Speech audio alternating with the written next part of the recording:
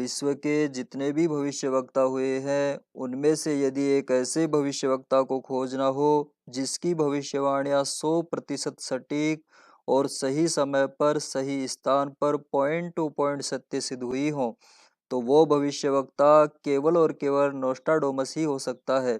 जी हाँ, यही वो भविष्यवक्ता है जिसने पूरे विश्व की राजनीति के बारे में लिखा है और पिछले 500 वर्षों से जिसकी भविष्यवाणियां बिल्कुल सही साबित होती रही है। नोस्ट्राडोमस की 4000 भविष्यवाणियों का संकलन 4 पुस्तकों में प्रकाशित किया गया है और इन भविष्यवाणियों की शैली कविता में होने के कारण इनका नाम सतिया दिया गया है। प्रत्येक सतिया में 100 भविष्यवाणियां हैं, जिनमें 15वीं सदी से लेकर आज तक की सभी भविष्यवाणियां बिल्कुल सत्य सिद्ध हुई है। तो अब बात करते हैं नोस्ट्राडोमस की उन 5 भविष्यवाणियों की जिनका लोहा आज पूरी दुनिया मानती है। नंबर 1, नोस्ट्राडोमस ने नेपोलियन बोनापार्ट के बारे में पहले ही लिख दिया था कि इटली के निकट सामान्य परिवार में जन्मा एक बालक विश्व का सबसे बड़ा तानाशाह सम्राट बनेगा और अपने राज्य विस्तार के लिए अमानवीय प्रयत्न करेगा। आगे लिखा कि उसके कुकृत्यों के कारण उसी के साथी उसके साथ विश्वासघात करेंगे और उसे एक द्वीप में बंदी बनाकर रखा जाएगा और वहीं जेल में उसकी मृत्यु हो जाएगी। नेपोलियन बोनापार्ट के बारे में नोस्ट्राडोमस का एक एक शब्द सत्य हुआ। इतिहास साक्षी है कि किस तरह से नेपोलियन बोनापार्ट अपने ही साथियों के विश्वासघात के कारण पकड़ा गया और उसे सेंट हेलेना द्वीप में बंदी बनाकर रखा गया और वही फिर नेपोलियन की मृत्यु हो गई। नंबर 2, हिटलर के एक निरंकुश शासक के रूप में उभरने वाली बात का उल्लेख भी नोस्ट्राडोमस ने कर दिया था। नोस्ट्राडोमस ने हिटलर के बारे में लिखा था कि राइन के निकट ऑस्ट्रिया के पर्वतों में सामान्य परिवार में एक ऐसे व्यक्ति का जन्म होगा जो पोलैंड और हंगरी की रक्षा तो करेगा, पर हिंसक क्रांति का आश्रय लेने से उसका भविष्य अनिश्चित होगा। आप सभी जानते हैं कि किस तरह से हिटलर ने पोलैंड और हंगरी की रक्षा तो की, लेकिन हिंसक तरीकों का सहारा लेने से हिटलर का पतन हुआ। इतिहास प्रसिद्ध इस घटना के बारे में भी नोस्ट्राडोमस का एक एक शब्द सत्य हुआ।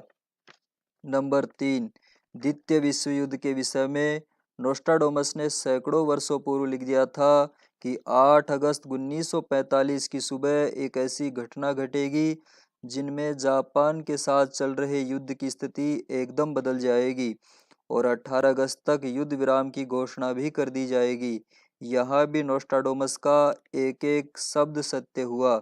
जी हाँ, 8 अगस्त इतिहास का वह क्रूर दिन था जब हिरोशिमा पर बम गिराया गया और उसके बाद नागासाकी पर, जिसके फलस्वरूप 1 लाख से भी अधिक व्यक्ति मारे गए। इस भयंकर वज्रपात से जापान बुरी तरह लड़खड़ा गया और आत्मसमर्पण कर दिया और उसी के साथ 18 अगस्त को युद्ध विराम की घोषणा भी कर दी गई।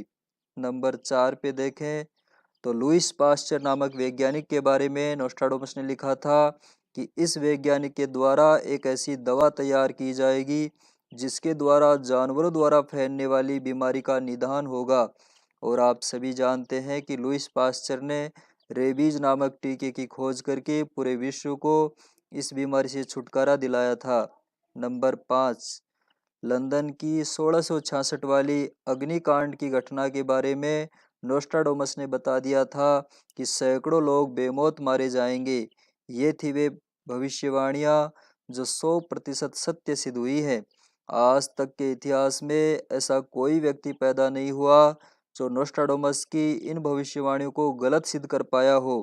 नोस्ट्राडोमस की कुछ भविष्यवाणियां भारत देश के बारे में भी हैं जो निकट भविष्य में सत्य सिद्ध होने वाली है।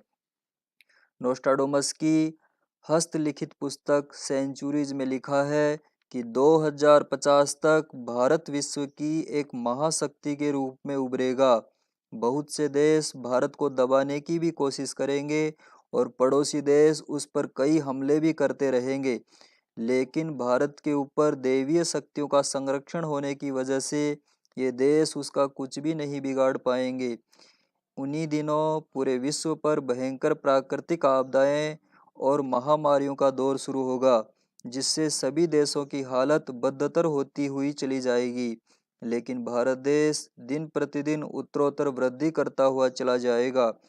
भारत के किसी स्थान पर तेल के स्रोत फूट पड़ेंगे, जिससे इसकी सभी आर्थिक समस्याओं का समाधान हो जाएगा और कल तक यह इंपोर्ट करने वाला भारत देश एक्सपोर्ट करने लग जाएगा।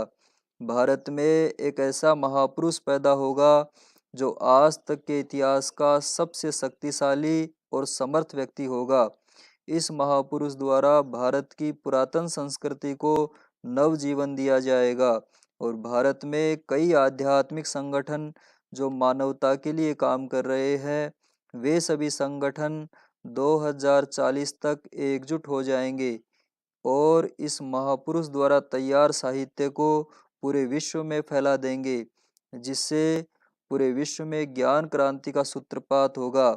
यह क्रांति विशुद्ध रूप से आध्यात्मिक होगी और भारत देश फिर से अपने आध्यात्मिक मूल्यों से पूरे विश्व में शांति का साम्राज्य स्थापित करेगा। उस महापुरुष के इस दुनिया से चले जाने के बाद ही उसका यह मिशन पूरे विश्व में फैलेगा और सबके सामने आएगा।